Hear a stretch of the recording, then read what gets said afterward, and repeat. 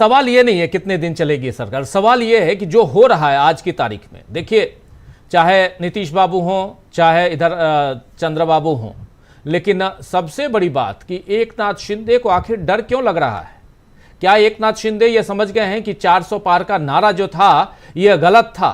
क्या एकनाथ शिंदे को ये समझ में आ रहा है कि इसी साल दो चुनाव झेलने हैं उनको म्युनिसिपल कॉर्पोरेशन के चुनाव भी झेलने हैं और उनको विधानसभा के चुनाव भी झेलने हैं, और अभी से रिजल्ट बताया जा रहा है, अभी से कहा जा रहा है कि ये चुनाव तो हारी महायुति की सरकार जो अभी बनी हुई है, ये गए इस विधानसभा में, चुनाव हुआ नहीं है, चुनाव की घोषणा नहीं हुई है, रिजल्ट की घोषणा अभी से हो रही है। जिससे पूछिए, महाराष्ट्र में रहने वाले लोगों से पूछिए, सब यही कह रहे हैं कि ना अब तो गए। धन्यवाद राजीव जी। तो अगर महाराष्ट्र के लोग इस तरह की बात कर रहे हैं तो गलत क्या कह रहे हैं?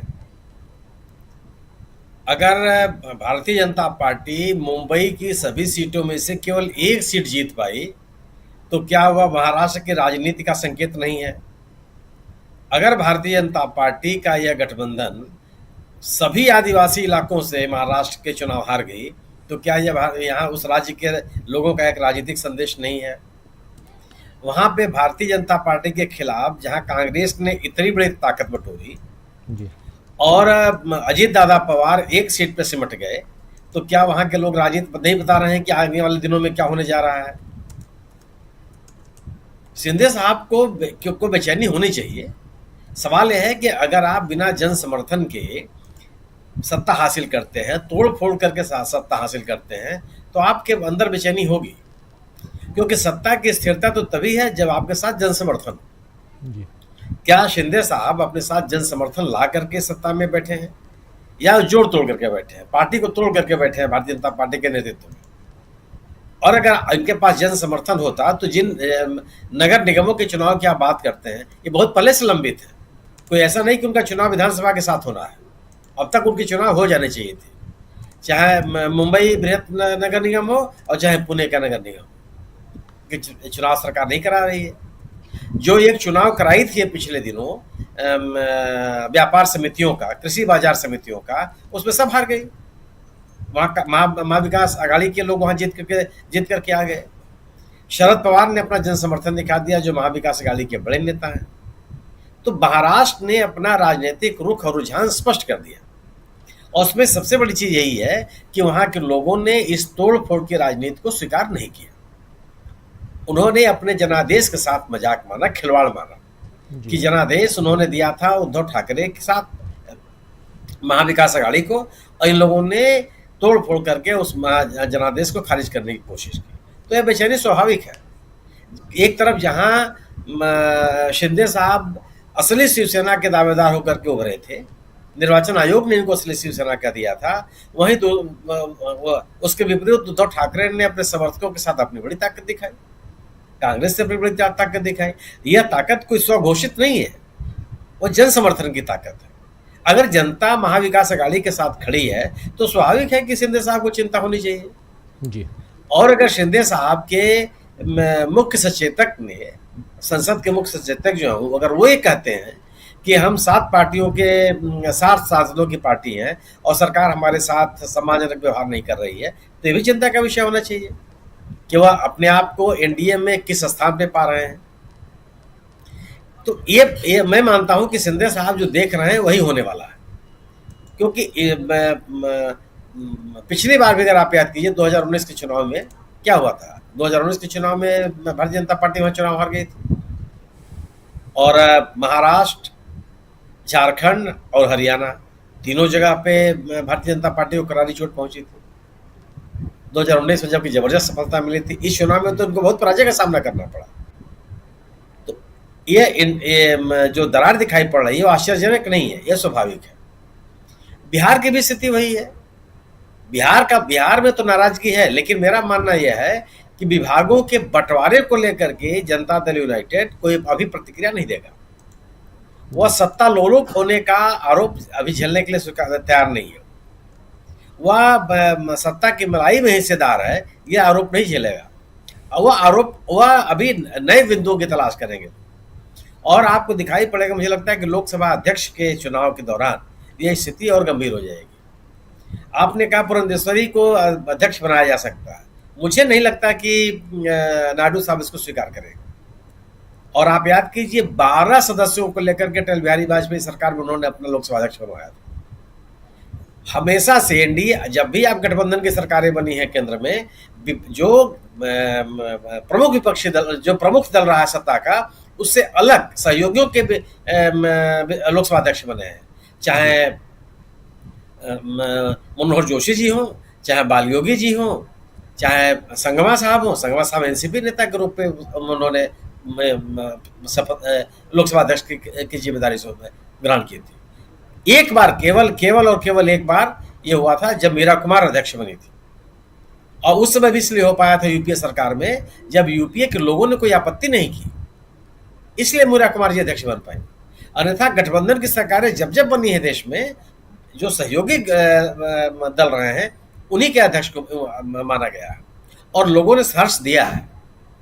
यह केवल इसलिए है कि गठबंधन के सहयोगी दलों में विश्वास बनाए रखने के लिए, इस बात का विश्वास बनाए रखने के लिए कि जो मुख्य सत्तारूढ़ दल है उसके द्वारा कोई तोड़फोड़ नहीं की जाएगी, या उनको जो पॉलिटिकल स्पेस मिलना चाहिए उसमें कोई हस्तक्षेप नहीं किया जाएगा।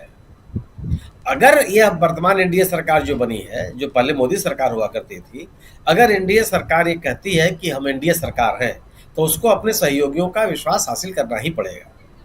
और वह विश्वास तभी प्रत्यक्ष रूप से सामने आएगा जब उनके मंशा के अनुकूल लोकसभा का अध्यक्ष होगा। वो चाहेंगे कि हमारे बीच का लोकसभा अध्यक्ष 12 सदस्यों के साथ जब टीडीपी ने अपना लोकसभा अध्यक्ष बनवाया था, तो आज तो 17 सदस्य उनके पास है। ऐसा संभव नहीं है। और चंद्रबाबू नायडू साहब को जितना यह देश जानता है, ये जानता है कि वो इस तरह से झांसे में आने वाले लोगों में से नहीं है। वो चीज़ों को बहुत साफ, एकदम पाक साफ रखना चाहते हैं, साफ एकदम साफ लोगों के सामने रखना चाहते हैं कि यह है और यह है। इसका माने यह मत निकालिए, उसका माने यह मत निकालिए। जो माने आपको लग रहा है वही चीज़ सामने है।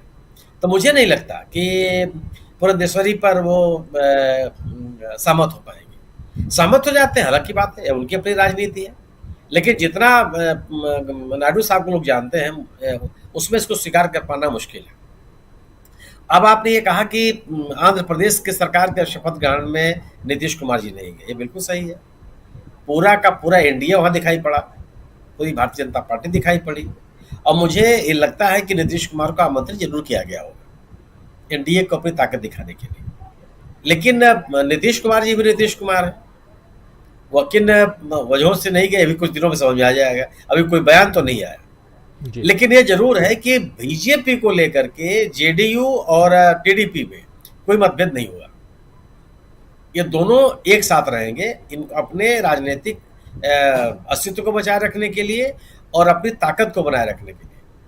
अगर इन्होंने अलग अलग स्टैंड लिया, मुझे नहीं लगता कि होगा वो, तो ये इनकी अपनी राजनीतिक ताकत कमजोर होगी जी। तो टीडीपी और जेडीयू में तो मुझे नहीं लगता कि कोई मतभेद होगा, लेकिन ये जरूर है कि अपनी ताकत के साथ रहेंगे, तभी ये एनडीए में अपनी बात को मनवा सकते हैं।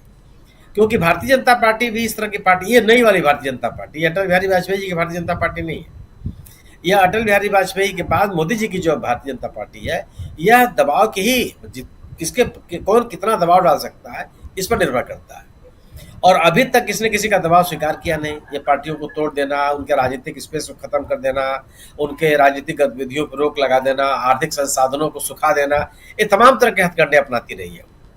राहुल गांधी का उदाहरण सबके सामने है कि अपने प्रमुख विपक्षी नेता को, जिसके दोबारा जन समर्थन हासिल हो जाने की संभावना हमेशा बनी रही थी, उसको किस तरीके से अविश्वसनीय बनाने का प्रयास किया। आप याद कीजिए कि नीतीश कुमार को किस तरह से खारिज करने की कोशिश की, क्या क्या नहीं कहा गया उनके लिए। आप एक भारतीय जनता पार्टी के बिहार के ही नेता है सम्राट चौधरी साहब, वो पगड़ी बांध के घूम रहे हैं। मुझे नहीं याद है कि वो पगड़ी भी उनकी उतरी है कि नहीं उतरी है, कि जब तक वो नीतीश कुमार को सत्ता से बाहर नहीं कर देंगे तब तक वो पगड़ी उतारेंगे नहीं। तो ये बीजेपी उनके साथ कर चुकी है। तो मुझको ये नहीं लगता है कि इस सरकार को समर्थन देने के बावजूद टीडीपी और जेडीयू कोई उनमें आपसे तकरार होगी, और वो अपने दबाव की राजनीति को वापस ले लेंगे।